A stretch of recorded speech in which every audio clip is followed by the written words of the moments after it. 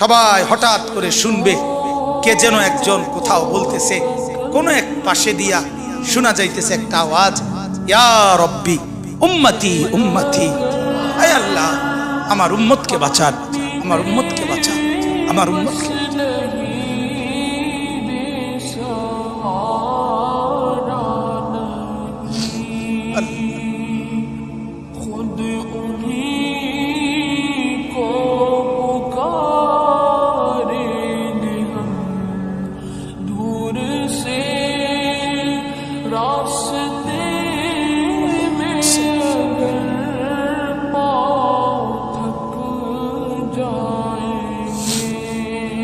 তো তিনি কে বলে?